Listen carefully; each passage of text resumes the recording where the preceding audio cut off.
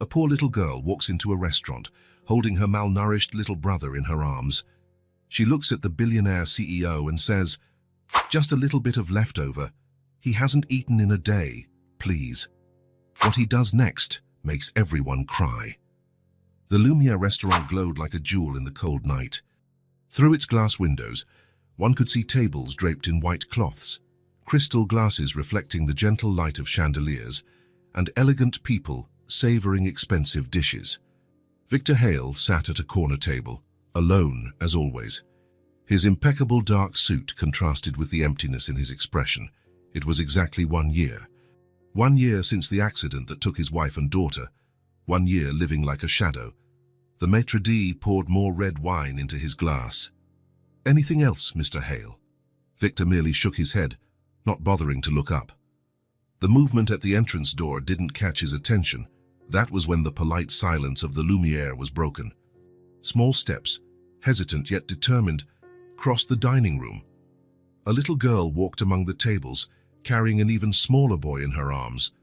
The customers turned their heads, some in surprise, others in discomfort.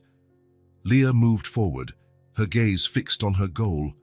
Her brown hair was disheveled, and her clothes were far too big for her fragile body.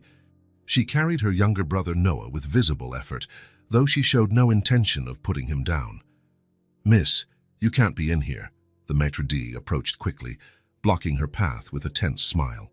Leah slipped past him as if he were just another obstacle, continuing in a straight line. Her large, sunken eyes were locked on a single table, the one where Victor Hale dined alone. Sophia, the owner of the Lumiere, stepped out of the kitchen upon noticing the commotion. She was a middle-aged woman with keen eyes that missed nothing. She looked ready to intervene, but something stopped her. There was determination in that child, and Sophia decided to watch. Leah finally reached Victor's table. He still hadn't noticed her presence, lost in his own dark thoughts, until the small shadow was cast over the white tablecloth. Victor looked up and froze. The girl stood there, staring directly at him. Her sunken eyes held a mixture of fragility and strength, and the boy in her arms seemed almost asleep, his head resting on his sister's shoulder. What shocked Victor most was not their sudden appearance, but their condition. Even under the restaurant's soft light, it was impossible not to notice. Their pale skin, the protruding bones in their wrists and faces, the clothes that seemed borrowed, far too large for bodies that had shrunk. And that gaze, a gaze of someone who had grown up far too quickly.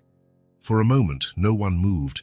The other customers, the maitre d', Sophia, everyone seemed petrified, as if witnessing a scene from another world intruding upon their own. Then, with a clear voice that did not match her frail appearance, Leah spoke, "Just a little bit. He hasn't eaten anything for a day, please." There was no pleading in her voice.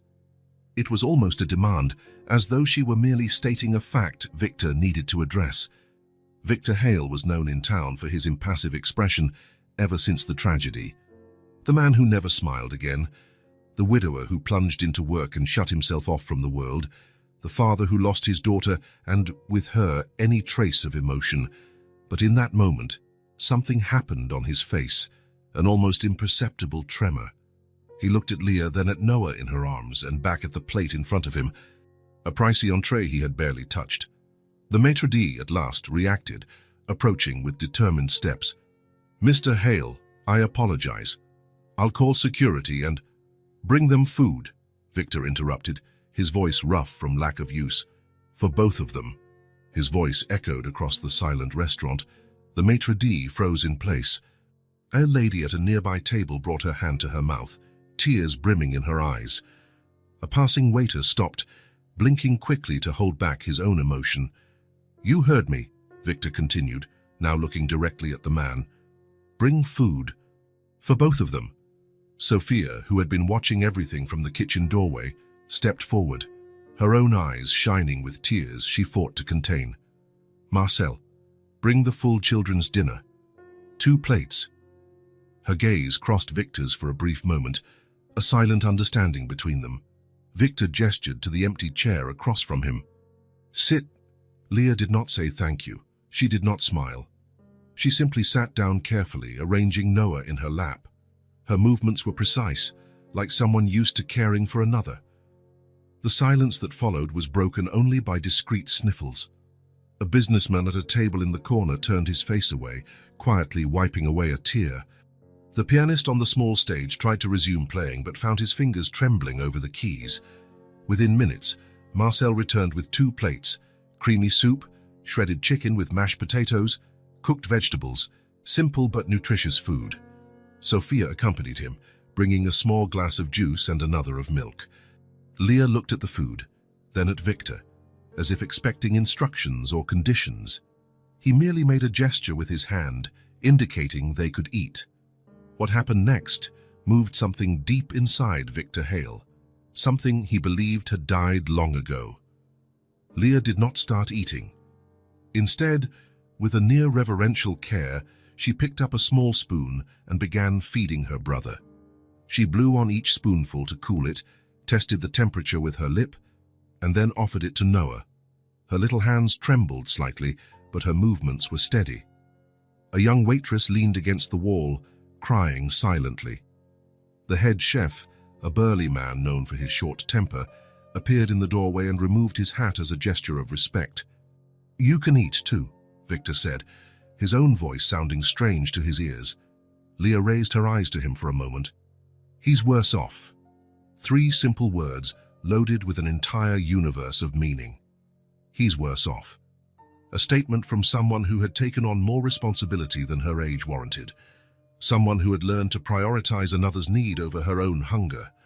A tear slid down Victor's face, the first since the funeral. He didn't wipe it away, perhaps he didn't even notice. At the adjacent table, an elderly couple held hands, watching with tearful eyes. Sophia remained a few steps away, observing. Her perceptive gaze noticed the shift in Victor. It wasn't obvious, just a different light in his eyes, a slight tremor in his strong hands, a tension in his shoulders that hadn't been there before. Something was happening to that man who had shut himself away from the world. When Noah finally seemed satisfied, leaning against his sister's chest with sleepy eyes, Leah began to eat her own portion. She ate slowly, chewing carefully, as though savoring each small bite. Yet her eyes remained alert, surveying the room, always returning to Victor, as if evaluating whether this offer might be withdrawn at any moment. The restaurant maintained a reverent silence. No one dared speak loudly, as though they were witnessing something sacred. The pianist finally found the right notes, gentle music, almost a lullaby. Victor watched the children, and something dormant awakened within him, memories he had tried his best to bury, the row of tiny shoes in the closet, the sound of laughter echoing through the house, the feel of a small hand in his. "Where did you come from?" he asked softly, so as not to startle them. Leah finished chewing before answering. "From out there," she said vaguely, pointing to the window, to the darkness beyond the restaurant's warm glow. "Where are your parents?" A brief tremor flickered across her face, so quick it almost went unnoticed. "My mum's sick in the big hospital. And your dad? Never met him." There was a brutal simplicity in her words. No drama, no self-pity. Just facts stated as they were. Victor gave a slight nod. "How did you know who I was?" Leah took a sip of juice before answering. "Everyone knows Mr. Hale." It was true. Victor Hale was well known in the city. The successful businessman who lost everything he cared about on a stormy night when a drunk driver ran a red light. The man who buried his wife and daughter on the same day and was never seen smiling again. "Why did you come to me?" The question that really mattered. Leah's large, solemn eyes remained on his. "You help kids. I saw it on the big sign. You give money to help kids." The Hale Foundation, created after his family's death, managed by his assistants. A way to channel his wealth for some good, while he distanced himself from everything and everyone. A duty he fulfilled without personal involvement. Victor felt a knot in his throat. The irony did not escape him. He donated millions to children he would never meet, while these two had had to come into a luxury restaurant just to get a meal. Sophia approached again, bringing a small dessert, vanilla pudding with a berry sauce. She placed it before the children with a gentle smile. I thought you might like to try this. It's our specialty." Noah, who seemed almost asleep, opened his eyes at the sight of the colorful dessert. For the first time, Victor saw something on the boy's face other than exhaustion, a flicker of childlike delight. Leah looked at Sophia with a mix of suspicion and gratitude. "Thank you, Mom." "Sophia," the woman corrected softly. "My name is Sophia." For an instant, something like a smile passed across Leah's lips, as fleeting as light reflecting on a mirror. While the children shared the dessert, Leah once more offering the first spoonfuls to Noah, Victor and Sophia exchanged a meaningful look. "May I speak with you for a moment?" Sophia asked quietly. Victor hesitated, looking at the children. "Just over there," Sophia gestured toward a spot near the bar, still within view of the table. "They'll be fine." Victor nodded and followed Sophia, keeping the children in his sight. "What are you going to do with them afterward?" Sophia asked bluntly, once they were out of earshot. The question caught Victor off guard. He hadn't thought beyond the immediate moment. I don't know." Sophia studied his face for a long moment. "You can't just feed them and send them away, Victor." "I know," and he did know. Something had changed in the past few minutes, something he couldn't even explain to himself. "These children need help. Real help," Sophia went on. "Look at them. They're malnourished, probably homeless, their mother hospitalized. If you called social services right now—" "No," Victor interrupted, surprising both of them with the sudden firmness in his voice. "Not yet." Sophia raised an eyebrow, assessing him. "Then what?"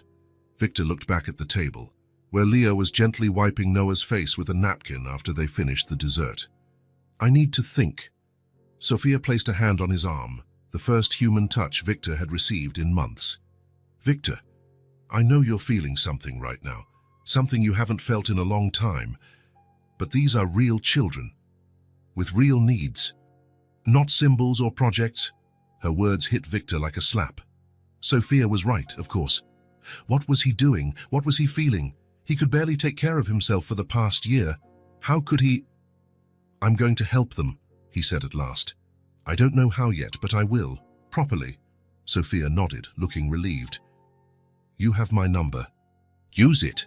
When Victor returned to the table, Noah was asleep in Leah's lap, and the girl was fighting her own fatigue. Her heavy eyes opened fully at his approach. "Thank you for the food," she said formally, as if she had rehearsed the phrase. Victor sat down, studying them both. "Where will you go now, Leah?" The girl adjusted her brother in her arms, preparing to stand. "We have a place." The lie was transparent. "Leah," Victor said gently, in a tone he had not used in a long time, "it's cold outside, and your brother is sleeping. Let me help you. Really." Something flickered across her face, fear, hope, distrust, all at once. "They'll separate us. Grown-ups always separate us." Victor felt those words like a punch to the stomach. The bitter wisdom of a child's experience. "I won't let that happen," he promised, not entirely sure how he would keep it. "You can stay with me tonight. I have a spare room. Tomorrow, we'll figure out what to do." Leah studied him with eyes that seemed to see more than was on the surface. Finally, she nodded, almost imperceptibly. "Just for tonight," she agreed. "And we're not going to be separated." "You won't be," Victor assured her, standing up and offering his hand to help. As they left the restaurant, Victor carrying a sleeping Noah, Leah walking by his side with cautious steps, a respectful silence followed them. The maitre d', who had been so concerned about the children's presence, now held the door open with renewed dignity. The customers looked on, many with teary eyes. Sophia watched from the doorway. She saw the broken man who dined alone every night now leaving with purpose, guiding a small child while carrying another in his arms. It wasn't salvation, it wasn't redemption, it was just a moment of human connection. But for Victor Hale, on that cold night, it was the first step out of the emptiness his life had become. Victor closed the door of his silent, empty house.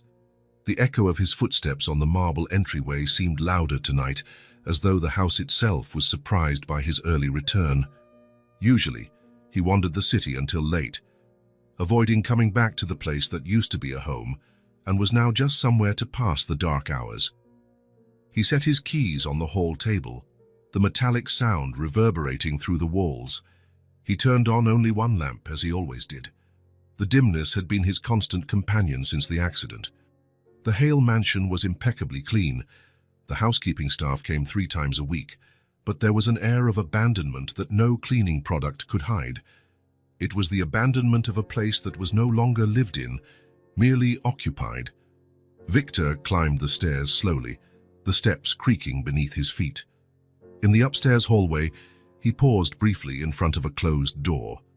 He always stopped there, always hesitated, and always moved on without opening it. Olivia's room had remained untouched since the accident, a sanctuary he lacked the courage to visit. In his own bedroom, Victor did not turn on the lights. He took off his jacket, his tie, his shoes. He sat on the edge of the bed and looked at the photo on the bedside table, Eliza and Olivia smiling on a picnic day, the last summer they spent together. "How was your day?" he asked the silence, a ritual he maintained despite knowing there would be no answer. But this time he had something different to share with the silence. "I met 2 children today," he said softly, gazing at the photo. They walked into the restaurant. The girl was carrying her younger brother in her arms. His voice broke as he remembered Leah's eyes, so ancient in such a young face. They were starving, Eliza, and alone. Victor rarely allowed himself to feel. After the accident, the pain had been so overwhelming that he learned to exist in an emotionally numb state. It was safer that way. But something had torn down that barrier today. The image of Leah feeding her brother before eating, her small act of sacrifice, had awakened an echo of humanity within him. He lay down without changing clothes, staring at the ceiling. Sleep would not come easily, as usual, but when it finally did, it brought something Victor both feared and longed for in equal measure: dreams. In the dream, he walked through an open field beneath an impossibly blue sky. The air had that special quality of dreams, more vivid than reality, colors brighter, sensations sharper. In the distance, he saw a small figure running among wildflowers. His heart almost stopped when he recognized the yellow dress, the braids bouncing with each step. "Olivia," he called, his voice choking with emotion. The girl stopped and turned around, his daughter's face just as he remembered, as though the accident had never happened. Her eyes, identical to Eliza's, shone with childish joy. "Daddy!" She waved but did not run to him. Victor began running to reach her, but the distance between them never shrank. It was like running on a treadmill moving in the opposite direction. No matter how much he tried, how he could not catch up. "Olivia, wait," he pleaded. She smiled, not the mischievous grin he remembered, but one older, wiser than her years. "It's okay, Daddy," she said, her voice ringing clear as a bell. "You don't need to catch me." Victor stopped, confused. "I don't understand." "You stayed still for too long," Olivia continued. "It's time to move forward again."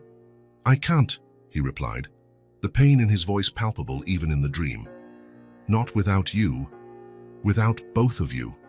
Olivia tilted her head, studying her father with an expression that mixed compassion and determination. An expression that Victor realized with a start greatly resembled Leah's in the restaurant. "Some people need you now," she said simply, "just like I needed you once." Before Victor could respond, he woke up with a jolt. The room was dark and silent. The digital clock on the nightstand read 3:27 a.m. His face was wet with tears, the first he had shed in months. It was the first time he had dreamed of Olivia since the accident, the first time he had heard her voice, even if only in a dream. Victor sat up in bed, his heart still racing.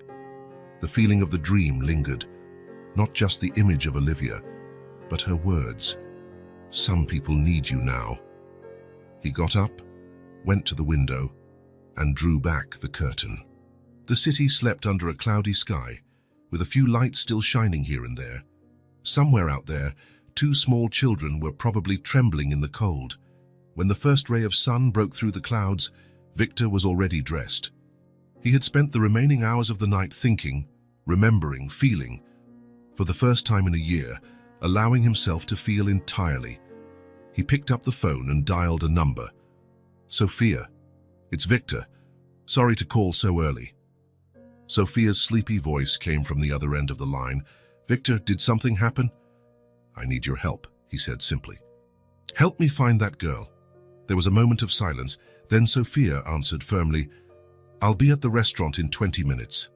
Lumiere was empty at that hour, the chairs still inverted on the tables. Sophia waited at the entrance, wearing a thick coat against the morning chill. Her eyes studied Victor's face as he approached. You look different, she remarked. Victor didn't respond directly. Do you have any idea where they might be? Sophia nodded. I have some guesses. Children in that situation tend to stay near places where they can find food or temporary shelter. There's a shelter a few blocks away, but... She hesitated. But what? They separate siblings by age and gender. The girl mentioned she doesn't want to be separated from her brother. Victor felt a chill. He's worse off. Leah's words echoed in his mind. Where else? He asked. There's a park near the public market. Some homeless folks stay around there. And also... Sophia bit her lip, hesitant. Tell me. The commercial district has stores with deep awnings. They offer some shelter from the rain and wind.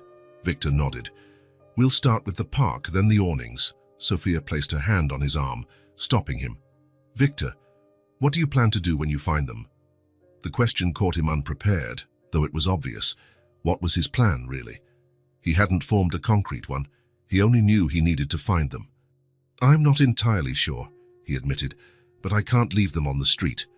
The park was almost empty except for a few early workers passing through. There was no sign of the children. Victor felt his anxiety grow with every minute that passed. What if someone found them before us? He asked as they returned to the car. What if they were taken to a shelter overnight? We keep looking, Sophia replied, her calm demeanor grounding Victor's rising agitation. The commercial district was starting to come to life. Store employees raised their shutters, street sweepers cleaned the sidewalks. Sophia and Victor walked slowly, checking every sheltered nook and cranny where two small children might hide. Sophia spotted them first. Over there, she said quietly, pointing to a department store still closed for the morning. Its deep awning created a small space sheltered from the wind. Victor's heart pounded as he saw the tiny shape in the far corner of the entrance. It would be easy to pass by without noticing, just a dark shape, easily mistaken for trash bags or discarded boxes. They approached quietly so as not to startle them. The scene they found broke what was left of Victor's heart. Leah and Noah slept curled under a thin, worn blanket. The girl was on the outside, her small body protectively curved around her brother. A worn backpack served as a pillow for them both. Even in sleep, Leah's face held a watchful expression, as though part of her remained on guard. Victor crouched down slowly in front of them.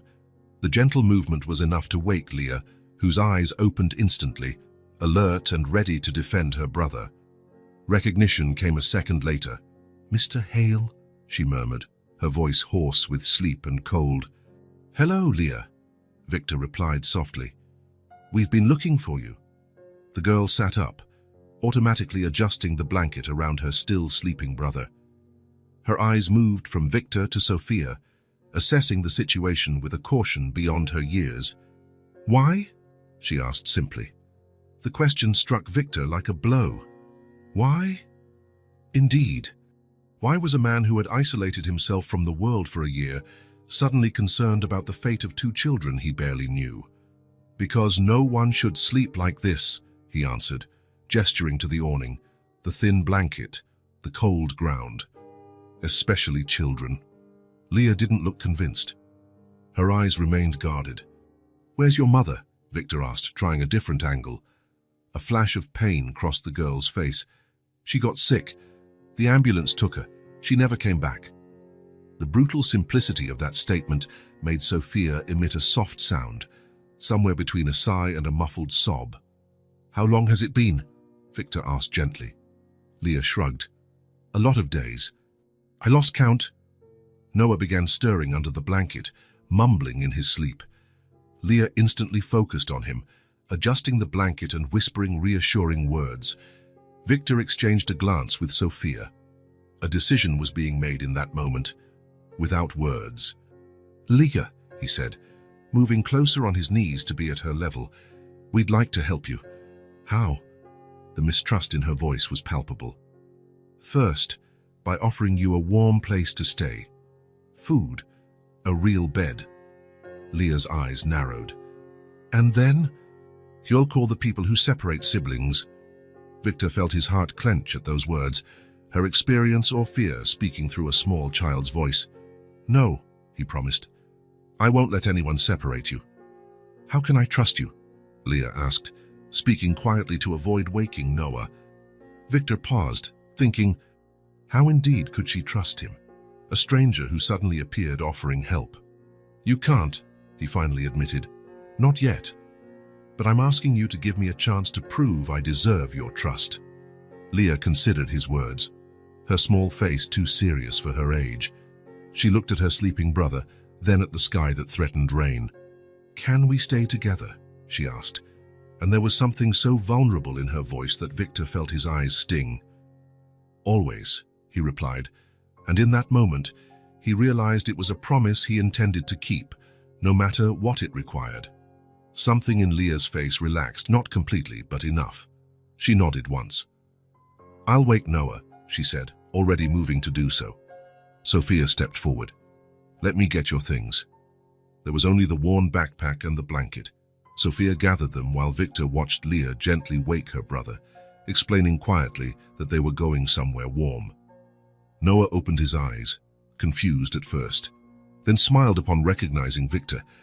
"The food man," he mumbled sleepily, making Victor smile for the first time in a long while. "Yes, that's me. Would you like to have breakfast with me and Sophia?" Noah nodded enthusiastically, now more awake. Leah helped him stand, smoothing out his rumpled clothes with maternal gestures that were both touching and profoundly wrong for someone so young. As they headed to Victor's car, Noah fully awake now, chattering about pancakes, Leah still cautious and alert, Sophia leaned in and murmured, "Are you sure about this?" Victor watched the children for a moment. "I am." In the car, Noah fell asleep again, lulled by the warmth and movement. Leah remained alert, gazing out the window, occasionally glancing at Victor and Sophia in the front seat. "Shall we stop for breakfast?" Sophia asked. Victor looked in the rearview mirror and met Leah's tired eyes. "What do you think, Leah? Want to grab breakfast at a cafe or go straight to my house?" The word house hung in the air, loaded with meaning. It wasn't just a place to stay. It was a home being offered. Leah looked at her sleeping brother. "I think he needs to rest first." "Then let's go home," Victor decided, setting his course. "Sophia, could you call Dr. Mills?" "I'd like him to check on the kids as soon as possible," Sophia nodded, taking out her phone. As he drove through the waking city, Victor felt something stirring within himself as well. A purpose, a direction. Olivia's voice from his dream echoed in his mind. "Some people need you now, just like I needed you once." The emptiness that had occupied him for so long was beginning to be filled by something new. It wasn't happiness, not yet, but perhaps it was hope. And for the first time in a year, that felt like enough. The automatic gate of the Hale mansion opened with a soft hum. Victor drove slowly along the polished stone driveway, watching in the rearview mirror for the children's reactions. Noah had woken up and stared out the window, wide-eyed. Leah kept her usual guarded expression, though Victor noticed a flash of surprise as the main house came fully into view. The Hale mansion was an imposing two-story building with large windows and a classic facade. The garden, meticulously maintained by a weekly service, featured geometric flower beds and neatly trimmed trees. Everything was immaculate. Everything was lifeless. "Is this where you live?" Noah asked, his small voice a blend of awe and intimidation. "Yes," Victor answered simply, parking in the circular driveway. "Alone?" Leah's low question broke the silence. Victor hesitated. "Yes, alone." When he turned off the engine, a disconcerting silence enveloped the car, as though all realized the gravity of the scene. A well-dressed stranger bringing two abandoned children into his empty mansion. The absurdity of it did not escape Victor. "Let's go inside," he finally said, opening his door. "It's getting cold out here." The interior was even more impressive. A grand foyer with a marble floor and a sweeping staircase. Every detail spoke of wealth, sophistication, and good taste, and solitude. Leah clutched Noah's hand as they looked around, clearly feeling like intruders in a museum after hours. You can leave your shoes here," Victor indicated, hoping to ease the tension.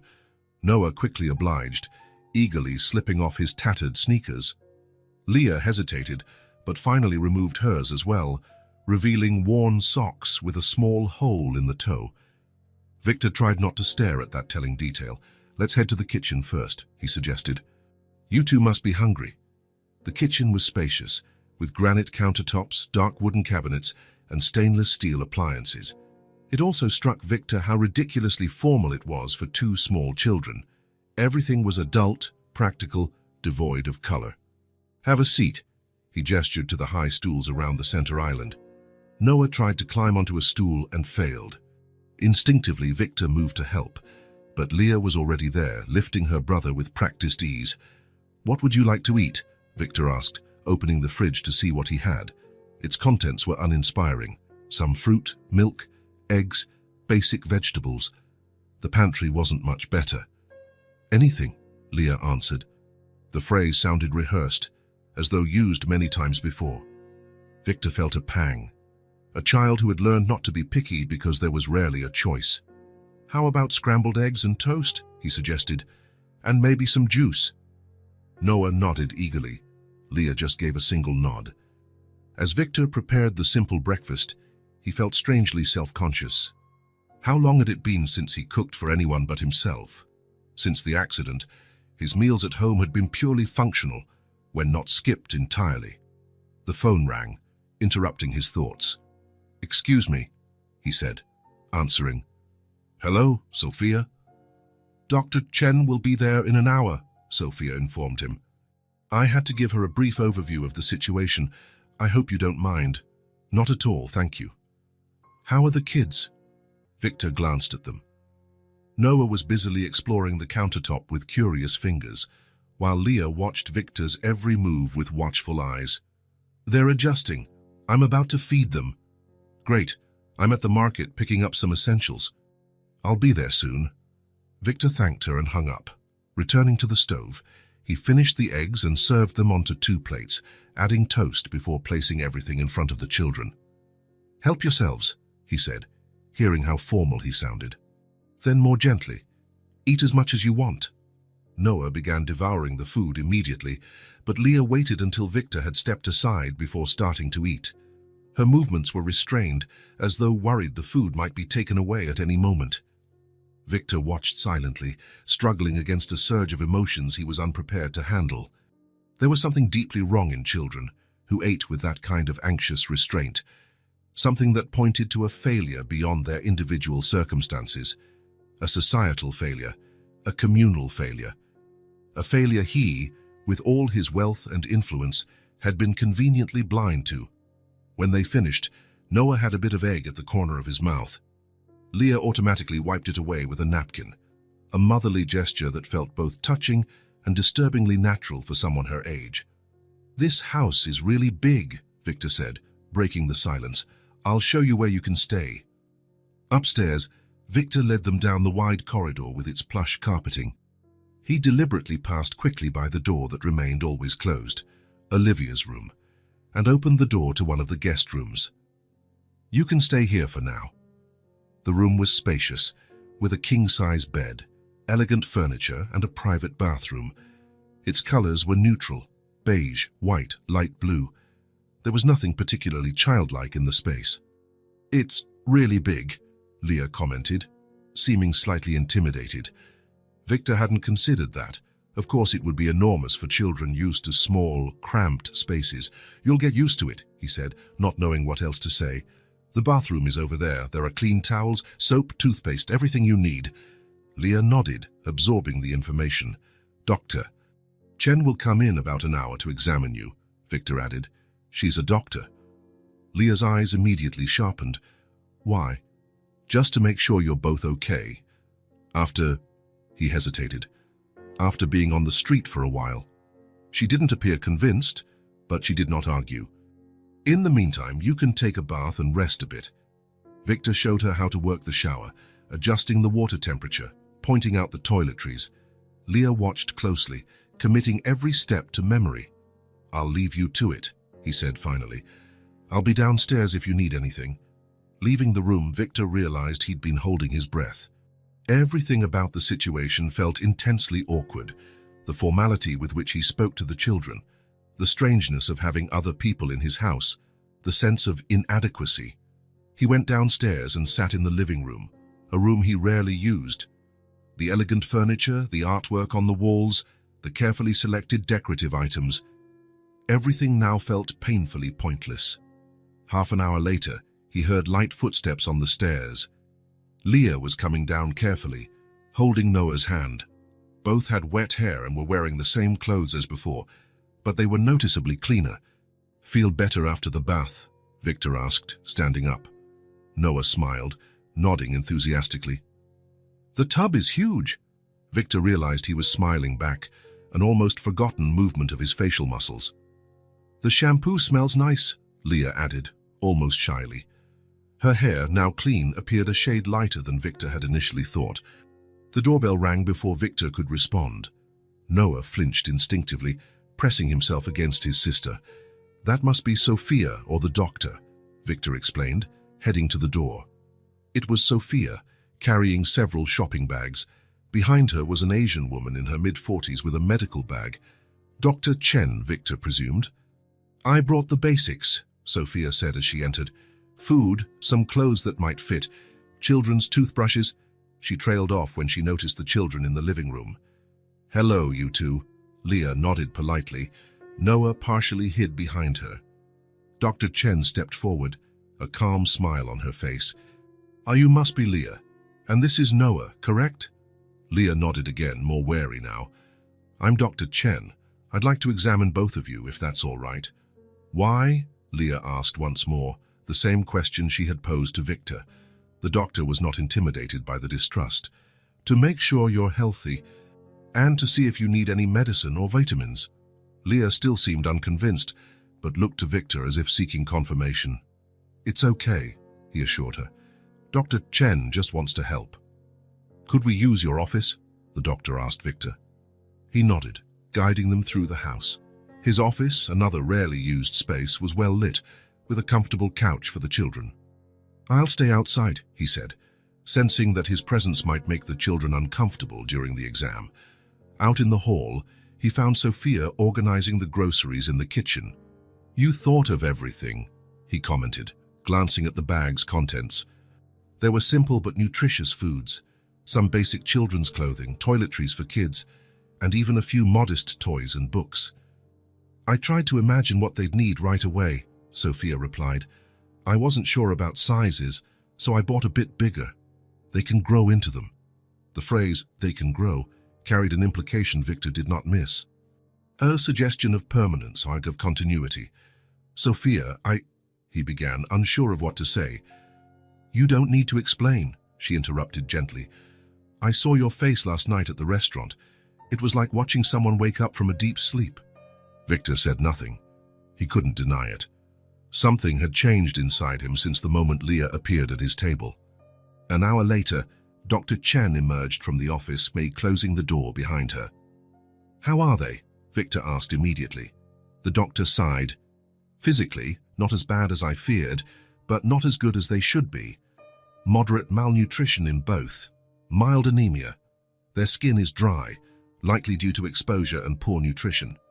Leah has some calluses on her hands indicating physical labor, probably from taking care of her brother.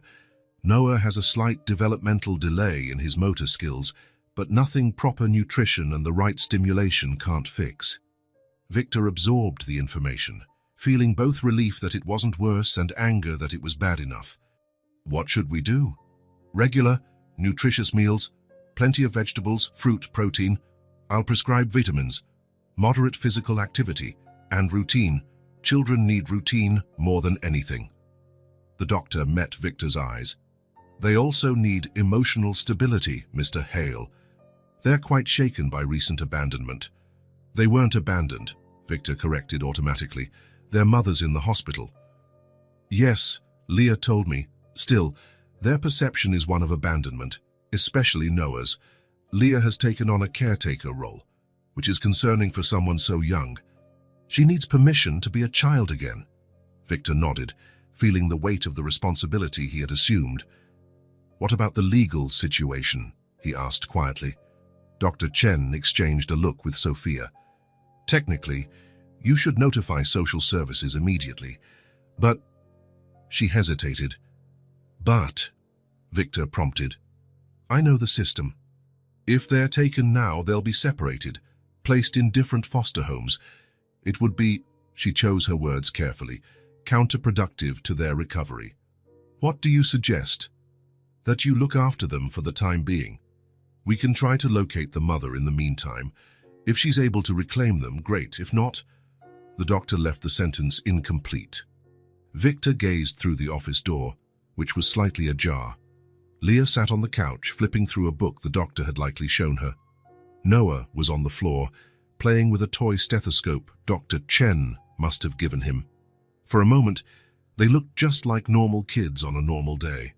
I'll take care of them, he said finally, as long as necessary. The following weeks established a new routine at the Hale mansion. Victor learned to adapt his life to the presence of the children. Small changes at first, regular meals, set bedtime, space for play, that gradually turned into a complete reorganization of his existence. Sophia came by almost daily, bringing items she remembered they would need, offering advice, helping with practical matters. She bought more clothes for the kids, age-appropriate toys, colorful books. The mansion, once so silent, began to fill with new sounds. The occasional laughter from Noah, which grew more frequent as he felt safer. Leah's curious questions about objects around the house. The patter of small feet racing down the hallway. Leah remained vigilant, but gradually started to relax. When she realized meals were regular and guaranteed, she stopped hiding food in her pockets for Noah. When she understood she could bathe every day, she began to enjoy the ritual.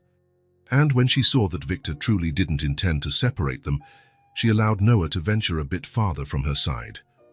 Noah flourished more quickly. After a few weeks of proper nutrition, his cheeks filled out, his eyes grew brighter. He discovered the garden and spent hours exploring it under Leah or Victor's watchful eye. He began speaking more cute words and phrases emerging like blossoms after a rain. Victor found himself doing things he never imagined. He learned to make macaroni with cheese sauce, Noah's favorite. He discovered how to braid Leah's hair after watching an online tutorial. He improvised a pajama party in the living room, complete with blankets and cushions. The subtlest transformation was his own. Victor Cheers, who had spent a year avoiding life, found himself forced to engage again. The children demanded his presence, attention, and energy, and surprisingly, he had all of that to give. One evening, as he picked up toys scattered around the living room after the children went to bed, Victor realized he hadn't thought about the accident in several days. The realization hit him hard. Not that he had forgotten Eliza and Olivia, he never would. But the pain had become something different, something that coexisted with moments of not exactly happiness, but perhaps purpose. Meaning, upstairs, he could hear the children's soft voices, Noah asking for a story, Leah patiently telling something she'd made up, sounds that belonged in a home, not a mausoleum. Victor stopped in front of that always closed door, Olivia's room. His hand hovered over the doorknob, as it always did, but this time, instead of hesitating and moving on, he turned the knob and opened the door. The room was exactly as he had left it, the bed still made with a pink polka-dotted blanket, the shelves filled with colorful books and dolls, photos on the walls, the little star sticker on the ceiling that glowed in the dark. Victor stepped inside, feeling the familiar weight of sorrow but also something else, a kind of peace. He sat on the small bed, the scent of Olivia long gone, replaced by the neutral odor of a closed room. "I miss you," he whispered to the empty space. "I always will." But for the first time in a year, it wasn't only pain he felt, it was gratitude. Gratitude for the years they had together. Gratitude for the memories. And strangely, gratitude for the chance encounter that brought two needy children to his table at the Lumiere. Two children who, without intending to, were teaching him to live again. Victor stood up and left the room, leaving the door open behind him. Perhaps it was time to let some fresh air in. The Hale Mansion's kitchen was filled with the aroma of a hearty vegetable soup. Victor, sleeves rolled up and wearing an apron Sophia had insisted he buy, stirred the broth carefully while referring to the list of recommendations Dr. Chen had left. Leafy greens every day, lean protein in every meal, a variety of fruits, iron and vitamin supplements, he muttered to himself, checking if he was following every guideline. At the kitchen table, Noah was busy with his new coloring pad while he waited for lunch. 3 weeks had passed, and the change was visible. His previously sunken cheeks now had a healthy hue, and his once frail legs were stronger when he ran around the garden. "Is it ready yet?" asked Liam, entering the kitchen. She carried the vitamin bottle she had to take before meals. 5 more minutes, Victor replied, watching as the girl neatly grabbed a glass of water and swallowed the 2 colorful capsules without complaint. The medication routine had become part of their day. Early on, Leah had resisted, distrustful of any sort of medicine. Now, after Dr. Chen patiently explained the importance of each supplement, she took them without argument, even reminding Victor when it was time for Noah's dose. "I remembered we need to go to the pharmacy today," Victor said as he served soup into bowls. "We're running low on Noah's tonic." Leah nodded seriously. "We also need more sunscreen. Dr. Chen said our skin is still sensitive." Victor smiled inwardly. The girl had memorized every medical instruction, taking responsibility for her own recovery, and her brothers with admirable determination.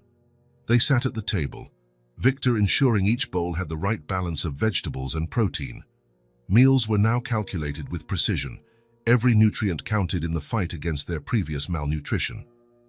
"Eat slowly," Leah reminded Noah, who had developed a habit of scarfing down food, a reflex from the days they never knew when the next meal might come. "It's delicious," Noah said between spoonfuls, a ring of soup already forming around his mouth. Victor observed how both of them now ate more calmly. In the first weeks, it had been a struggle, Leah hiding food in her pockets for later, Noah panicking when the plate emptied, afraid there might not be more. Dr. Chen had explained, "It's food trauma. It takes time for the body and mind to believe there will always be another meal." After the soup, Victor served fresh sliced fruit and yogurt enriched with probiotics, another item from Dr. Chen's extensive plan. The nutritional program was meticulous, designed specifically for children recovering from malnutrition. "Can I play in the garden afterward?" Noah asked, licking the spoon clean of yogurt. "Sure, but only after you rest a bit," Victor reminded him. "Remember what Dr. Chen said about not overexerting yourself?" Noah made a face but nodded. The post-meal rest was another rule set by the doctor, to allow the body to focus on digestion and absorb nutrients, rather than spending energy on physical activity. While the children finished lunch, Victor checked the schedule posted on the refrigerator. Tomorrow was weighing and measuring day, a weekly ritual to track their progress. Next to it was a list of blood tests to be repeated at the end of the month. "Sunbathing is at 3 today," Leah asked, showing she was also paying attention to the schedule. "That's right," Victor confirmed. 20 minutes, with sunscreen. Controlled sunlight exposure was part of the treatment for their low vitamin D levels, common deficiencies in malnourished children. Dr. Chen had explained, especially those without proper shelter. After the meal, Noah lay on the living room couch for his mandatory rest, while Leah helped Victor organize the afternoon's medications. "Dr. Chen said we're improving fast," the girl remarked, separating the bottles. "Yes, she was very pleased at the last checkup," Victor replied, recalling the doctor's approving look upon seeing their increased weight and height. "When will we stop taking so many meds?" Leah asked, a rare moment of impatience slipping past her usually composed demeanor. Victor smiled in understanding. "When your bodies have fully recovered what they lost, Dr. Chen said it could take a few more months, but we're on the right track." Leah seemed to accept that answer, returning her attention to the vitamins. Victor noticed how her arms, once so thin they were alarming, now looked healthier. The scrapes on her knees and elbows, marks of sleeping on hard ground, were almost healed, thanks to the special ointment they applied religiously. In the living room, Noah had fallen asleep, his chest rising and falling in a peaceful rhythm. The dark circles under his eyes, so pronounced when they arrived, had nearly disappeared. His sleep, once restless and haunted by frequent alarms, was now deep and restorative. Victor covered him with a light blanket and returned to the kitchen, where Leah sat at the table, drawing in her new sketchbook. He watched as her fingers, once trembling from weakness when holding a pencil, now moved with increasing steadiness across the page. "What are you drawing?" he asked, sitting beside her. "Our routine," Leah replied, showing him a color-coded calendar with symbols representing their different meds and daily activities. Victor felt a surge of emotion. The girl had transformed a strict medical regimen into something creative, a way to take control of her own healing process. "It's amazing," he said sincerely. The doorbell rang, announcing Sophia's arrival. As always, she came laden with bags, this time full of nutritional supplements, books on healthy eating for children, and some new clothes in bigger sizes to accommodate the growth beginning to show. "How are my favorite patients?" Sophia asked as she entered the kitchen. "They're getting better," Victor answered, genuinely pleased to say so. And it was true. Day after day, meal after meal, medication after medication, the children were reclaiming not just their physical health, but something deeper, the assurance that their basic needs would be met, that another plate would always be on the table. And Victor, without noticing, was healing too, finding purpose in the small acts of care that now filled his days. The house, once silent as a tomb, now pulsed with the sounds of life, the medication timer beeping, water running for warm baths, pages turning in child nutrition books, two little hearts beating stronger each day. Rain softly pattered against the windows of the Hale mansion. It was a quiet Sunday afternoon, the kind of weather that invites coziness. Victor was in the living room, reviewing some foundation documents, while Noah played with a set of colorful blocks on the rug. Leah sat at the coffee table, flipping through a magazine Sophia had left on her last visit. The comfortable silence was interrupted only by the sound of blocks clacking together and the occasional rustle of turning pages. Victor looked up from his papers and watched the children. Nearly 2 months in, how the transformation was remarkable. Noah was more talkative, with more coordinated movements and a fuller face. Leah still maintained her guard, but she could now relax for longer stretches, allowing herself moments of childish distraction. Victor caught one such moment now. Leah had stopped flipping through the magazine and was focusing on a napkin. She was sketching with the tip of a pencil, as though attempting to copy something from the page. Curious, Victor quietly approached and peered over her shoulder. His heart constricted at the realization of what she was doing. The magazine featured an ad with large, colorful letters. On the napkin, Leah was trying to replicate some of them, uneven lines vaguely resembling the printed shapes. "You like letters?" Victor asked softly, not wanting to startle her. Leah turned around quickly, as though caught doing something wrong. Her hands instinctively covered the napkin. "I was just drawing," she replied, a light blush coloring her cheeks. Victor sat beside her, keeping a respectful distance. "Would you like to learn how to write your name?" he asked, casually masking the weight of his question. Leah's eyes widened slightly. She looked at the napkin, then at Victor, as though weighing his sincerity. A small smile began to form, quickly tempered by learned caution. Can I?" she finally asked, her voice barely above a whisper. "Of course," Victor replied, grabbing a notepad and pen from the side table. "Let's start with something simple." Carefully, he wrote 3 uppercase letters at the top of the page. "Lia. This is your name," he explained, pointing at each letter as he pronounced them. "Lia. Leah." The girl watched in fascination, as though witnessing a magic trick. Her fingers lightly traced the letters, following their outlines. "Would you like to try?" Victor offered, handing her the pen.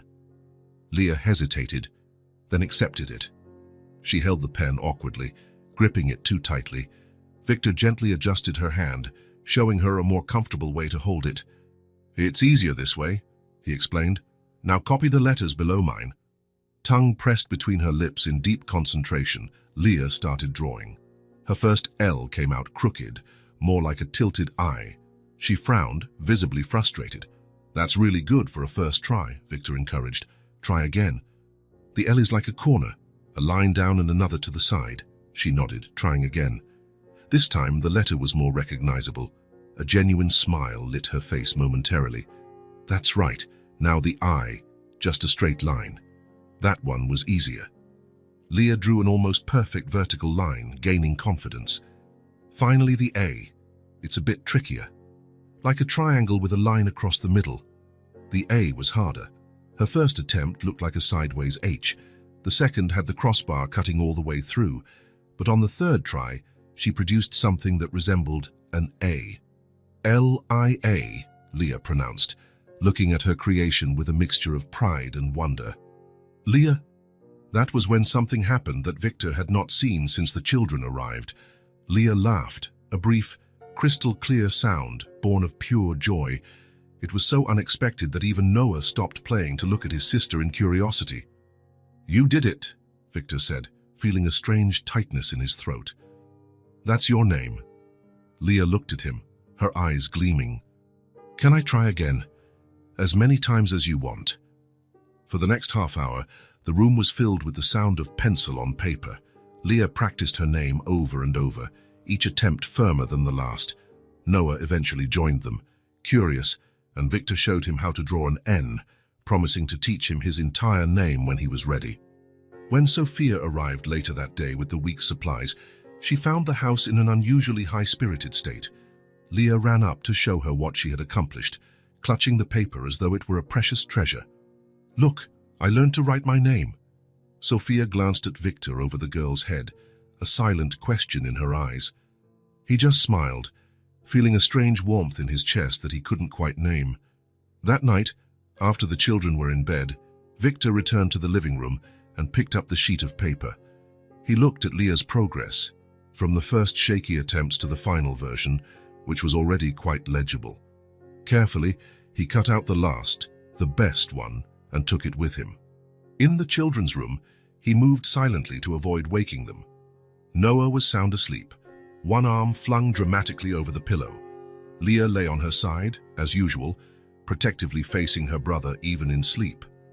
With a piece of tape, Victor fixed the paper on the wall by Leah's bed, where it would be the first thing she saw upon waking.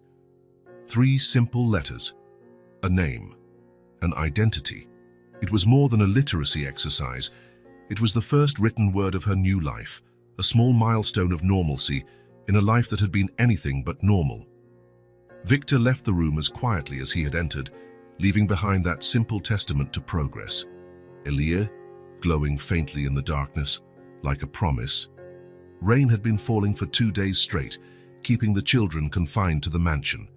Victor had worked remotely most of the morning, attending video conferences in his office, while Leah and Noah explored corners of the house they still hadn't fully discovered, despite having lived there for almost 3 months now. The Hale mansion was large enough to hide surprises around every corner, rarely used rooms, shelves of untouched books, closets storing items from years ago. A treasure trove of discoveries for 2 curious children. That afternoon, after lunch, Victor allowed them into the library, a spacious room lined with dark wood shelves, complete with a rolling ladder to reach the higher volumes. Leah had fallen in love with the space at first sight. Since learning to write her name, her interest in letters and books grew daily. "Make yourselves at home," Victor said, settling into a chair with his laptop. "Just be careful with the ladder." Noah quickly busied himself with a collection of variously sized globes on a low table, spinning them in fascination and pointing at countries and oceans at random, inventing stories of pirates and explorers. Leah, meanwhile, walked slowly among the shelves, running her fingers over the book's spines as if hoping to absorb their stories by touch. Occasionally, she'd pull one out, flip through a few pages, then carefully return it to its place. Her real interest sparked when she came across a section of photo albums, large volumes bound in leather, the dates stamped along the spines. Leah removed one that appeared well used, its edges slightly worn from frequent handling. She sat on the rug and opened the album in her lap. The first pages showed a young, beautiful woman with dark hair and a radiant smile. In some photos, she appeared with Victor, a different Victor, one with fewer worry lines on his face, one who smiled in a way Leah had never seen. As she turned the pages, a new figure began to appear, a little girl, first a baby in the woman's arms, then a child with brown hair and bright eyes. Leah gazed, enthralled, at the pictures that told a story. Birthdays, Christmases, days at the beach, simple moments of a happy family. In the middle of the album, one picture particularly caught her attention. It had been removed and then put back, as though someone had carried it around before returning it. It showed the little girl, maybe slightly younger than Leah, sitting on a swing. Her smile was wide, her eyes squinted with the force of her joy. Behind her, partially visible, was Victor pushing the swing, his own expression brimming with happiness and pride. Leah carefully took the photo from the album and approached Victor, who typed away absently at his computer. "Is she your daughter?" she asked, her soft voice breaking the library's hush. Victor froze, fingers still on the keyboard. For a moment, Leah feared she had made a terrible mistake. The color drained from his face, and something flickered in his eyes, pain, raw and pure, so palpable she could almost feel it. Slowly, Victor closed the laptop and set it aside. He reached out, and Leah handed him the photo.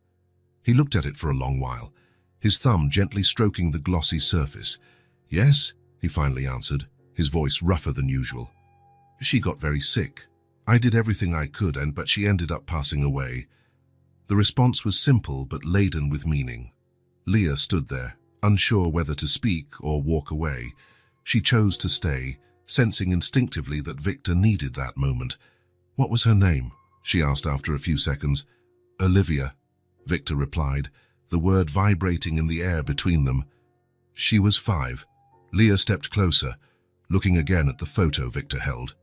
She studied the little girl's face, the tiny gap between her front teeth, the freckles sprinkled across her nose, the light in her eyes. "She looks happy," Leah said gently. A simple observation, but deeply true. Victor swallowed hard, his eyes fixed on the picture. "She was," he agreed. A trembling smile touched his lips, a bittersweet blend of sorrow and cherished memories. "She loved that swing, always asked to go higher, higher." Something in his voice had changed. It was no longer just pain. There was warmth, nostalgia, even a hint of joy in the recollection. "What else did she like to do?" Leah asked, perching on the arm of Victor's chair. Victor looked at her, surprised by the question but grateful. It was as if Leah had opened a door he had kept locked for a long time, allowing memories buried by grief to finally breathe. "She loved stories," he began, voice growing steadier. "Every night she would ask for 3 bedtime stories. We'd negotiate and settle on 2. He let out a small laugh, the first time he'd laughed while talking about Olivia in a very long time. "And she loved to dance. Any music, anywhere, in the supermarket, in the car, in the yard." As Victor spoke, Noah drifted over, quietly sitting on the floor at Victor's feet. He listened intently, his large eyes fixed on Victor's face, sensing the importance of the moment even without fully understanding it. Leah simply listened without interrupting, offering her attentive presence as a silent gift. Of all the people in the house, she might have been the one who best understood the language of loss. She was young, but old enough to feel its weight. "She had a special dance when she was happy," Victor continued, his eyes now far away, seeing something beyond the rainy library. "She'd spin and jump with her arms open, like she was trying to hug the whole world." Leah smiled, imagining the scene. "Like a butterfly," she suggested softly. Victor looked at her, slightly astonished. "Yes, exactly like a butterfly. That's what Eliza, my wife, used to say." Another silence, but different this time. Not the heavy silence of unacknowledged grief, but something gentler, almost peaceful. The rain tapped against the windows, creating a gentle background melody. "I miss my mom too," Leah finally said, so quietly that Victor had to lean in to hear. "Sometimes I wake up and forget she's not here." Victor nodded, fully understanding that experience. "That happens to me too," he admitted. Another moment of connection. Leah placed her small hand over Victor's, a gesture so simple yet deeply comforting. It was the first time Victor had truly spoken about his loss with someone, openly, not just referencing death's blunt reality. And it was with a girl who understood silence, who knew the void left by absent loved ones, who understood how to carry that absence without words. "Can I see more pictures of her?" Leah asked after a few minutes. Victor hesitated only for a moment before nodding. "Of course. Let's look together." With Noah settling in beside them, Victor turned the album's pages, slowly bringing Olivia back to life through memories and stories. For the first time in a long time, he spoke of his daughter not as someone he had lost, but as someone he had loved, and still loved. Outside, the rain finally began to lessen, and a weak sunbeam tried to break through the clouds. Morning light bathed the Hale mansion in a golden glow on a Saturday. Victor, accustomed to his new routine, woke early to make breakfast. Over the past months, this morning ritual had become special, not a lonely task, but a quiet celebration of the household's new rhythm. As he set out the ingredients for pancakes, flour, eggs, milk, a bit of sugar, he heard light footsteps on the stairs. Leah appeared in the doorway, already dressed, hair neatly combed. In the 4 months since she arrived, she had gained not just weight and color, but also a new bearing. A hint of caution still lingered, but she was no longer perpetually on high alert, like a small animal ready to flee. "Good morning," she greeted, walking over to the counter. "Can I help?" Victor smiled. "Sure. I'm making pancakes." Leah's eyes lit up. Pancakes had quickly become both children's favorite breakfast. "Would you like to learn how to make them?" Victor offered, somewhat surprised at himself for suggesting it. It was the first time he'd proposed teaching her something other than letters and numbers during their afternoon sessions. Leah nodded, her excitement visible on her usually composed face. "First, we mix the dry ingredients," Victor explained, indicating the flour and sugar. "Can you measure 2 cups of flour?" With meticulous care, Leah did so, the tip of her tongue peeking between her lips in concentration. Her small hands moved with growing precision, the result of her drawing and writing practice. "Like this?" she asked, the measuring cup perfectly leveled. "Perfect," Victor praised. "Now we add a pinch of salt and 2 tablespoons of sugar." Step by step, he guided her, cracking the eggs, be careful with the shells, beating the mixture. Not too hard, just until it's combined. Adding milk gradually, see how the texture changes. Leah absorbed each instruction intently, as if memorizing something vital. For a child who had experienced so much instability, perhaps it was exactly that. Learning how to create something reliable, something that could be repeated to the same comforting result every time. "Now comes the hardest part," Victor warned, lighting the stove under the skillet. Flipping the pancakes at the right time. He demonstrated with the first one, poured a small ladle of batter into the hot pan, waited for tiny bubbles to appear on the surface, then flipped it with a quick flick of the wrist, revealing a perfectly golden underside. "Your turn," he said, offering Leah the spatula. She hesitated, glancing from the spatula to the skillet with a flicker of apprehension. What if I mess up? The question carried more weight than her words suggested. Victor recognized the underlying fear of failure, of disappointment, of losing something because of a single mistake. "Then we'll make another," he answered simply. "We have enough batter for plenty of tries." Something eased in her expression. She took the spatula and, imitating Victor, poured a circle of batter into the skillet. "How do I know when to flip it?" she asked, studying the pancake closely. "Watch the bubbles," Victor said, pointing. "When they're all over the surface and the edges look firm." Leah watched the pancake with such concentration that Victor could practically hear her mental cogs turning. When she decided it was time, she slid the spatula under the batter carefully and, with a quick motion, flipped it. It wasn't perfect, the pancake folded a bit on one side, but it was undeniably a pancake. "I did it," Leah exclaimed, a rare burst of pure excitement. "Looks great," Victor praised, genuinely impressed. "For your first time, that's amazing." Bolstered by her success, Leah continued. The second pancake came out better than the first. The third was better still. By the fifth, she had mastered the technique, producing round, golden discs. The smell of freshly made pancakes drew Noah, who shuffled into the kitchen still in pajamas, hair tousled, rubbing sleep from his eyes. "Leah's making breakfast?" he asked, delighted by the idea. "Yes," Victor confirmed, helping the boy climb onto a tall stool by the counter. "And she's doing a fantastic job." Leah smiled, a real smile that lit her whole face, making her look her actual age rather than the little adult she'd been forced to become. "I want to learn too," Noah declared. "When you're a bit older," Leah promised, transferring a stack of pancakes to a plate. "The stove's too hot for you right now." Victor watched the exchange with a pang in his chest. It was the first time he'd seen Leah acting like a sister, not a substitute mother, setting boundaries out of genuine care, not fear or necessity. All three sat at the kitchen table, the golden stack of pancakes in the center, surrounded by jars of jam, honey, and butter.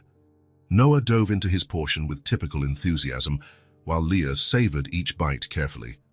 "These are delicious, Leah," Victor complimented after tasting them. "You have a knack for this."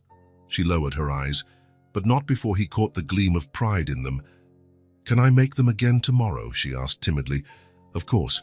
We can do this every Saturday if you like. It'll be our little ritual." The idea of a ritual, something regular and reliable they could anticipate, seemed to please Leah. She nodded, satisfied. As they ate, Victor noticed Noah watching Leah intensely, as though puzzled by something. Finally, Noah pointed his fork at her and pronounced distinctly, "Leah." It wasn't the first time he'd said his sister's name, of course, but something was different this time. There was intent behind it, a purpose. Noah then pointed at his own pancake and repeated, "Leah." Victor understood immediately. Noah wasn't just calling his sister, he was attributing the creation of the pancakes to her, recognizing her accomplishment. It was the first time he used a word to identify not just a person or object, but to express a more abstract idea, authorship, creation.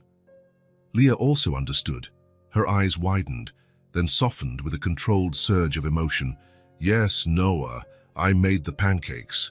Noah beamed, satisfied that she'd understood him, and resumed eating with renewed enthusiasm.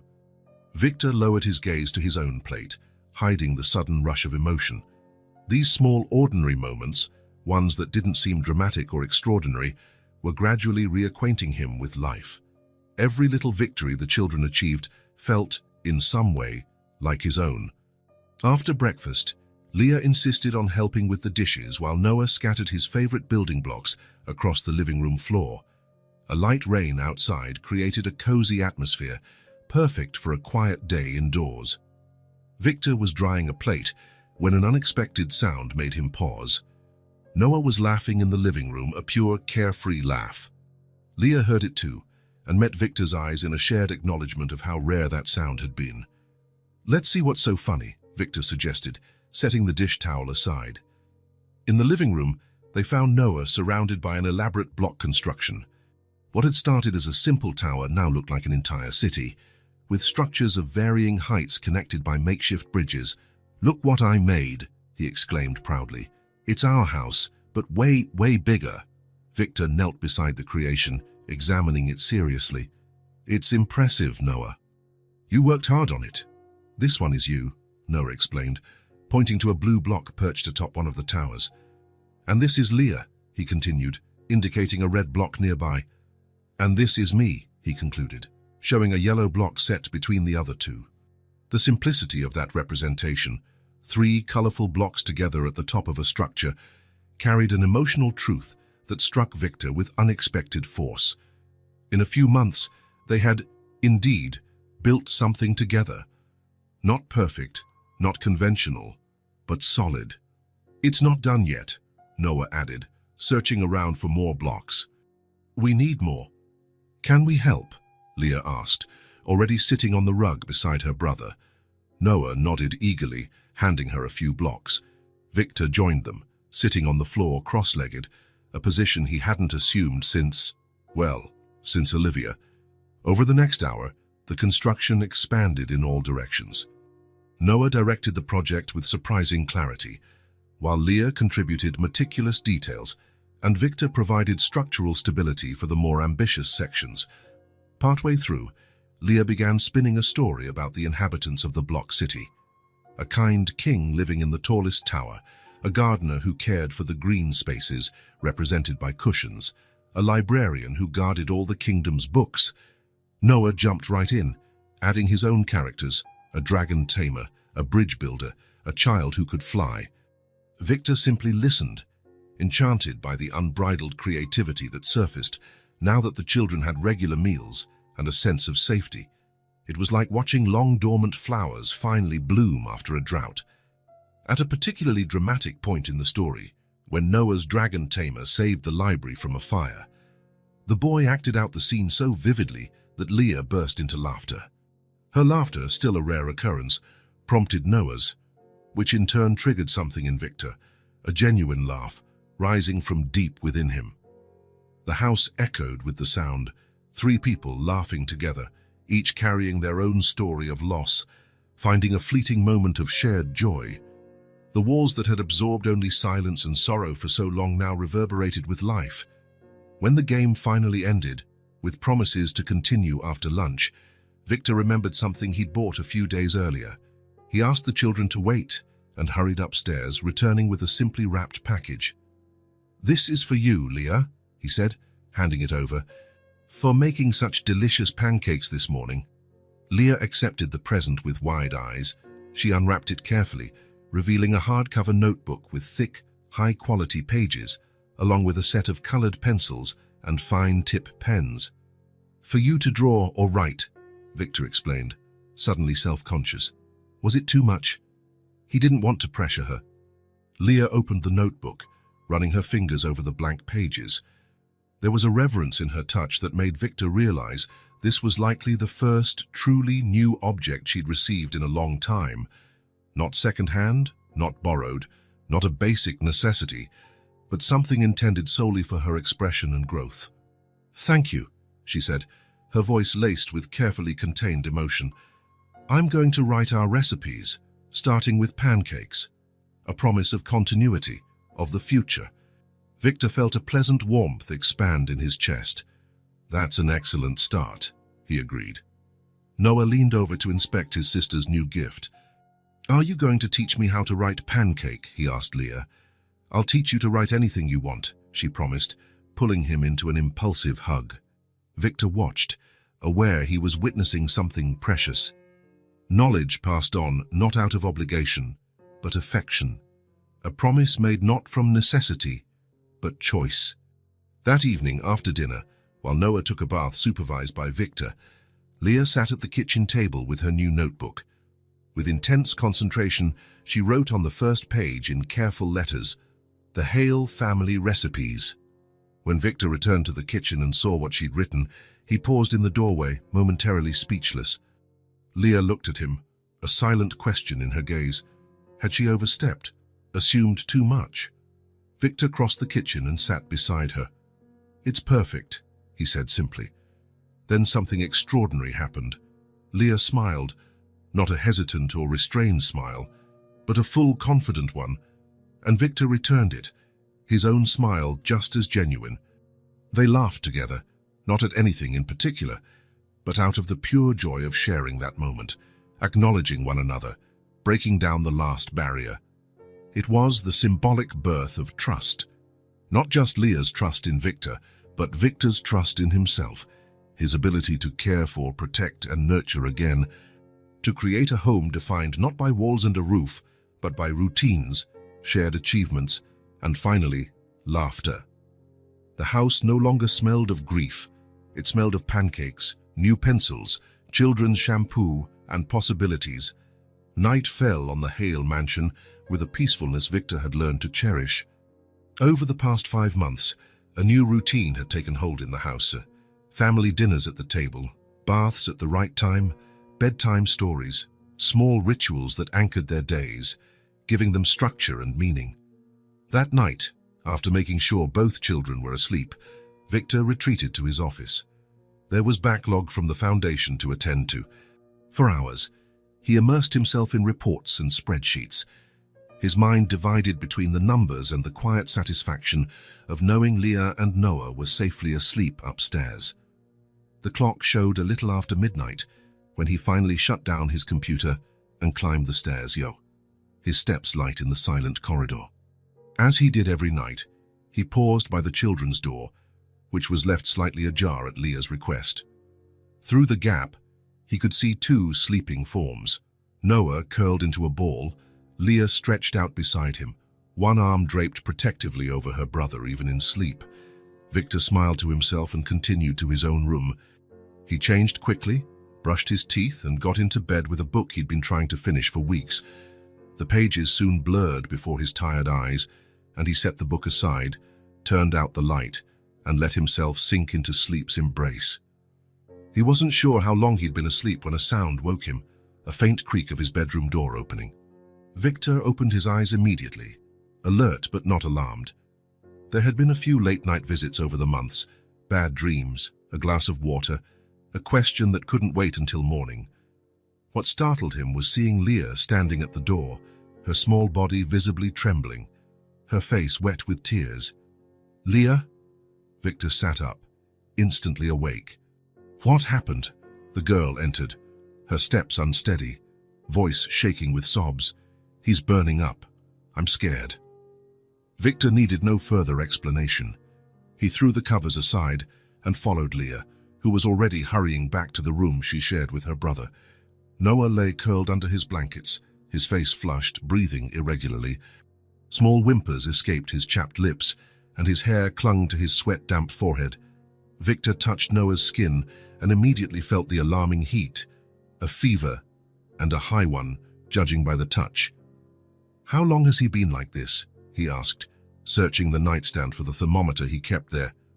"I don't know," Leah whispered, her voice small. "I woke up because he was moving around so much. Then I touched him and he was so hot."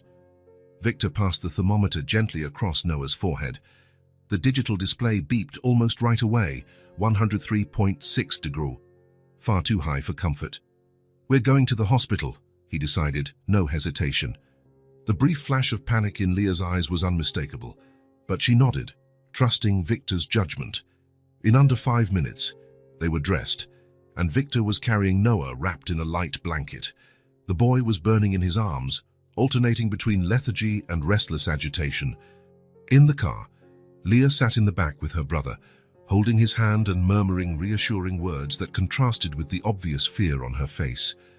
Victor drove through the sleeping city with controlled urgency, each red light a torment, every second dragging on. His mind raced through medical possibilities, viral infection, bacterial, some complication from their earlier malnutrition. Their health progress over the last few months made this abrupt setback feel especially cruel. The pediatric ER was moderately busy, even at that hour. Victor registered them at the desk, briefly explaining the situation. Noah's high fever secured them priority, but there was still a wait. In the waiting area, Leah remained unnervingly quiet, her eyes never leaving her brother, who was dozing fitfully in Victor's lap. Her face was a mask of mature worry far beyond her years. "He'll be fine," Victor assured her, placing a free hand gently on her shoulder. "The doctors here are very good." Leah didn't answer right away. When she did, her voice trembled with a fragility Victor seldom heard from her. "My mum came to the hospital. She never came back." Her words hit Victor like a physical blow.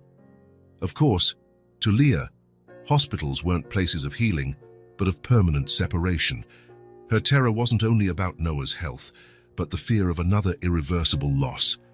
"Noah isn't as sick as your mother was," Victor said gently. "It's probably just a bad flu or infection. The doctors will give him medicine and we'll all go home soon." Leah bit her lip, unconvinced. "Promise." "I promise," Victor replied without hesitation. She reached out and gripped his hand in hers with surprising strength. "You promised you'd stay with us," she said, her dark eyes holding his with unsettling intensity. Victor felt the weight of those words. They weren't just a reminder of the promise he'd made months ago under a cold awning. They were a call to accountability, a plea for reassurance in a moment of fear. More than that, they signified trust, fragile, newly formed, precious. "And I intend to keep it," he responded, his voice steady despite the lump in his throat. A nurse appeared at the door, calling Noah's name. Victor stood, still holding the feverish boy. Leah refused to let go of his hand, walking close by his side as they followed the nurse down the white corridor. In the exam room, a young, efficient doctor checked Noah's vital signs, inspected his throat, listened to his lungs, and asked Victor questions, which he answered as best he could. "Looks like a bacterial tonsillitis," she concluded after the thorough check. "We'll start antibiotics right away. His fever should come down in the next 24 hours. Victor felt immense relief flood his body. Leah, who had been watching the exam anxiously, finally relaxed a bit. "He won't need to stay here?" she asked, her voice revealing her main concern. The doctor smiled kindly at Leah. "No, sweetie. We'll give him his first dose of medication here. Then you can take him home. Just keep giving him the meds as directed." Leah turned to Victor, wordlessly seeking confirmation. He nodded, matching the doctor's words. While they waited at the hospital pharmacy for the prescription, Noah stirred, his fever-glazed eyes meeting Leah's. "It's okay," she whispered, stroking his sweaty hair. "We'll be home soon." Victor noticed how naturally the word home slipped from Leah's lips. Not Victor's house, not the mansion, simply home, the place where they all belonged. It was well past 3 in the morning when they finally returned to the mansion. With the first dose of antibiotics and fever reducer in his system, Noah slept more peacefully in Victor's arms. Leah, exhausted by worry and the late hour, struggled to keep her eyes open. Victor carried Noah to his bed, tucking him in carefully. Leah immediately climbed in beside him, determined to keep watch. "You need rest too," Victor said softly. "I can look after him." Leah shook her head stubbornly. "I want to stay close. In case he needs me." Victor considered insisting, but understood her need to maintain some measure of control, to feel useful in protecting her brother. Instead, he brought a spare mattress and laid it beside the bed, adding pillows and blankets. "We can take turns," he offered. "You rest a bit and I'll stay awake. Then we'll switch."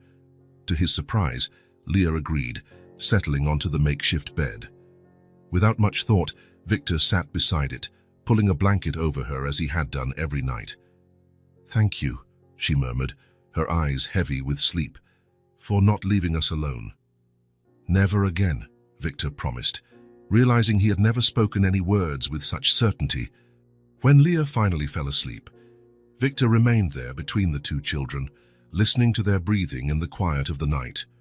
One breath slowly evening out with the help of medicine, the other already deep and steady, relieved the crisis had passed. The night of fear confirmed what all the little moments of the past months had built. They were no longer 3 individuals under the same roof.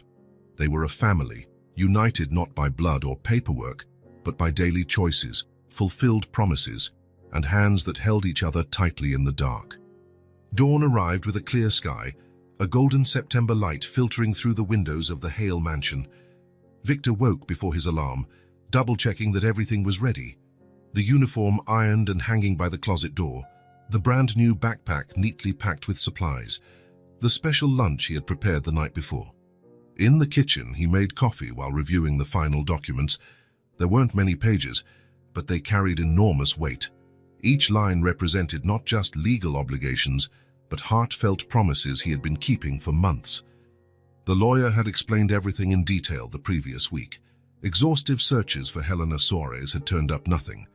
No record in any hospital database, no contact with social services, like she had vanished. Presumed abandonment, the lawyer had said. The judge granted provisional custody.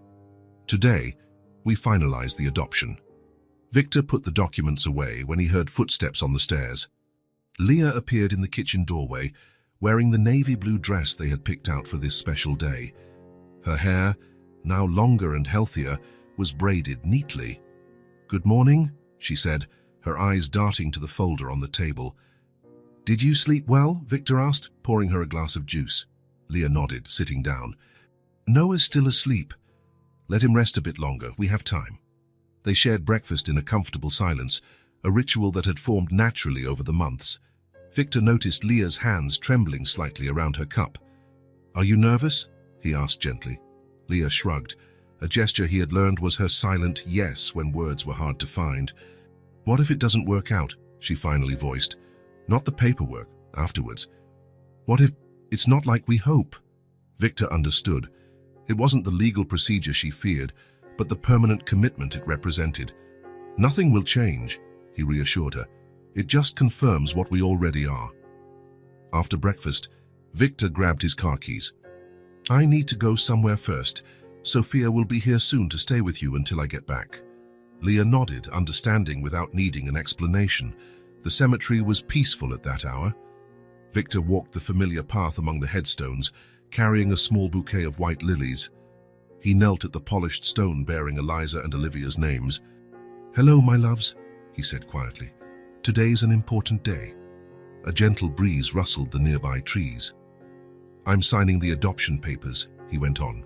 "Leah and Noah. You would have liked them. Leah has your strength, Eliza. And Noah has that curiosity that lit up Olivia's eyes." He traced the engraved names with his fingertips, a gesture he had repeated countless times over the years. "I haven't left you behind," he said, his voice cracking a bit. "I just moved forward with them." He stayed for a few more minutes, then rose and touched the gravestone one last time before leaving. When he got back to the mansion, everyone was ready. Noah ran up to him, proudly showing off his little bow tie. "Do I look good?" he asked, spinning around in his outfit. "Very handsome," Victor affirmed, picking him up. Leah approached quietly. "Are you okay?" she asked softly, once Sophia had taken Noah to grab his jacket. Victor smiled, genuinely touched. "Yes, I'm very good." The courthouse was an older building in the city center. The ceremony was surprisingly brief. The official explained the documents, the rights and responsibilities, the legal aspects of adoption. When it came time to sign, Noah had already fallen asleep in Victor's arms, overcome by boredom and childlike drowsiness. Victor shifted the boy into his left arm, keeping him secure as he signed each document with his right. Beside him, Leah watched every move, her eyes following the pen. When he reached the final paper, the official adoption certificate, she silently reached out and held his hand for just a moment before the last signature. It wasn't dramatic. There were no grand speeches, just a small hand holding another, a moment of connection before the legal act that would formalize what their hearts already knew. Victor completed his signature, the ink marking the paper with more than just his name. It carried a promise, a commitment, a final choice. "Congratulations, Mr. Hale," the official said, stamping the final document. "The adoption is finalized." Leaving the courthouse under the bright morning sun, Victor carried the sleeping Noah in one arm, while his other hand held Leah's. Sophia followed a few steps behind, safely carrying the signed papers in her bag, giving them space. None of the three said the word family. They didn't need to. It was written in the documents they had just signed, in the way Noah nestled into Victor's shoulder, in how Leah walked beside him with lighter steps.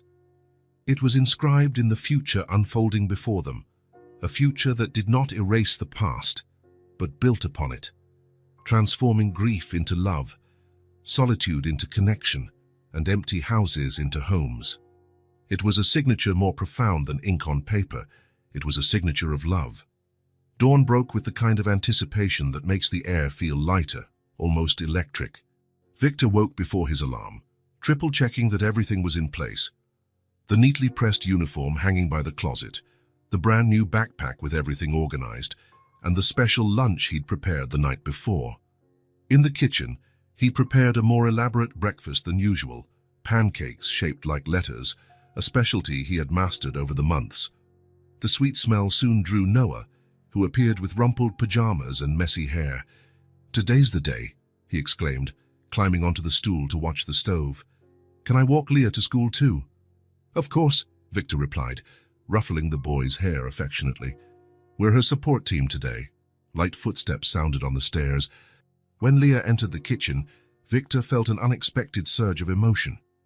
There she stood, dressed in her full school uniform, a pleated navy skirt, white shirt, knee-high socks. The school's emblem shone on her chest, carefully sewn on the night before by Sophia. "Morning," she greeted, her voice softer than usual. Her hands fiddled nervously with the collar of her shirt, a gesture betraying her anxiety. "You look wonderful," Victor said simply. A small smile appeared on Leah's face, briefly lighting her eyes before giving way to the worried expression again. "What if I can't keep up?" she asked during breakfast, poking at her pancake. "I've never been to school before. The other kids know so much more than me." It was true. Despite the private tutors working with her these past months, Leah had significant gaps in formal education.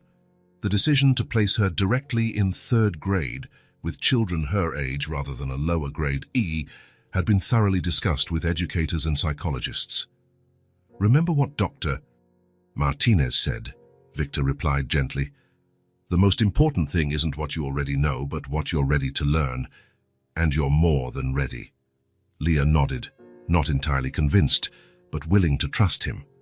Over the months, she had learned that not all adults fail. Some promises are kept, some hands remain extended. After breakfast, Victor helped Noah get dressed while Leah triple-checked her backpack, going through each item meticulously. New notebooks, freshly sharpened pencils, soft erasers, and the colorful pencil case she had chosen herself at the store. When Sophia arrived to accompany them, she brought a small surprise, a silver star hair clip for Leah. "So you'll shine on your big day," she said, fastening it into Leah's carefully braided hair. On the drive to school, in the back seat, Noah held Leah's hand and spun fantastic tales about the day ahead. In his vivid imagination, Leah would instantly become the most popular student, discover hidden treasure on the playground, and be invited to join a secret club of adventurers. His stories teased small smiles out of Leah, visibly easing her tension. Victor watched in the rearview mirror, struck once again by the dynamic that had grown between the siblings, Noah as the eternal optimist, shining light on Leah's anxieties, and Leah as the vigilant protector, gradually learning to be protected too, Saint. Francis Elementary occupied an entire block, with its main red brick building and sprawling green yards. By the time Victor parked out front, a steady flow of uniformed children and hurried parents was already streaming in. Leah gazed out the window, her eyes wide. "There are so many people," she whispered. "And they're all just as nervous as you on the first day," Sophia reassured her, adjusting the collar of Leah's shirt one last time. Victor got out and opened the door for her. Noah unbuckled himself quickly, determined to be part of this milestone. Together, the four walked toward the main gate, where a teacher greeted new students with a warm smile. Victor felt Leah's grip on his hand tighten with each step. At the point where parents had to say goodbye, a few yards from the inner gate, Leah stopped. Her small shoulders suddenly seemed weighed down, and she looked up at Victor with a vulnerability he had rarely seen since her early days there. "I'm scared," she admitted softly. Then, after a short pause, "But I'm also happy." Those simple words perfectly summed up what they had all experienced these past months, a delicate balance between fear of the unknown and the joy of new possibilities, between the shadow of the past and the light of the future. Victor knelt to her eye level, straightening her backpack and checking the star hair clip. "Hair's going to be all right," he promised, holding her small hands in his. "You deserve this." And she did. After everything Leah had faced, loss, abandonment, premature responsibility, she deserved this chance. Deserved to be just a child, with all the joys and challenges that entails. Noah squeezed in between them, hugging his sister tight. "It's going to be the best day ever," he proclaimed with absolute conviction. "And I'm making a drawing for you to show everyone when you come home." Leah hugged him back, then straightened, adjusting her backpack with renewed determination. Her chin lifted slightly, that gesture of courage Victor had learned to recognize and admire. "See you later," she said, a slight tremor still in her voice but overpowered by resolve.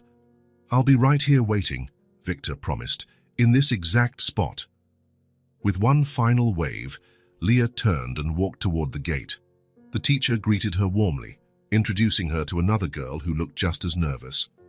From a distance, Victor watched them exchange timid words before heading inside together. Next to him, Sophia discreetly raised her camera, capturing the moment Leah stepped through the threshold, small but determined, full of newly allowed dreams, her silhouette framed by the school entrance. "She'll be fine," Sophia said, putting the camera away. "She's stronger than she knows. All of us are," Victor replied, feeling Noah's hand tighten around his as he waved enthusiastically after his sister, now vanished inside the building. The ride home was quieter. Noah eventually dozed in the back seat, worn out by the morning's excitement. Sophia alternated between checking her work emails and flipping through the photos she had taken. "This one's perfect," she commented, showing Victor a shot at a red light. It captured Leah in the exact moment she glanced back one last time before entering, one foot over the threshold, the other still in familiar territory, her face a blend of determination and hope. "I'm framing that," Victor decided immediately. Over the following weeks, a new rhythm took shape. To her own surprise, Leah adapted well to the school environment. Her natural intelligence and thirst for knowledge made up for the academic gaps. The teachers sent positive reports, noting her exceptional focus and determination. More importantly, she began making friends, classmates who invited her to join them at recess, who sat with her at lunch, who shared secrets and laughter. A month after school started, on the day Leah brought home her first test marked with a big red A, Sophia arrived for dinner with a carefully wrapped package. "A little gift to celebrate," she explained, handing it to Victor. Inside was a beautifully framed picture, not just of Leah on her first day, but a small collage, Leah in her uniform, Noah holding the special drawing he'd promised to make, and Victor in the middle with an arm around each of them, all smiling, all connected by something more profound than physical closeness. At the bottom of the frame, a small brass plate bore a simple yet powerful inscription, "Our New Life." Victor felt tears welling up as he placed the frame on the living room wall, where it would be the first thing they saw upon entering and the last thing before leaving. A constant reminder not just of how far they had come, but of everything still ahead. Because this wasn't a story about salvation. It was a story about staying, about teaching, about starting over. A plate of food, a name painstakingly written, a genuine hug, and a photo in which no one was missing. It wasn't a happy ending, because it wasn't an ending at all. It was just the beginning of a new story, their story together, a story of learning to live again. Her story where even the deepest wounds could coexist with hope and everyday triumphs. A story forged in the simplest moments, a bedtime routine, a shared laugh, a hand extended in the darkness, and so their new life began, quietly weaving the threads of past sorrow and present joy into a tapestry of resilience. One day, one meal, one promise at a time, becoming at last a family in every sense of the word. If this story touched your heart, subscribe to the channel and turn on notifications so you don't miss the next ones. Leave a like because it helps this story get recommended to more people. See you in the next story.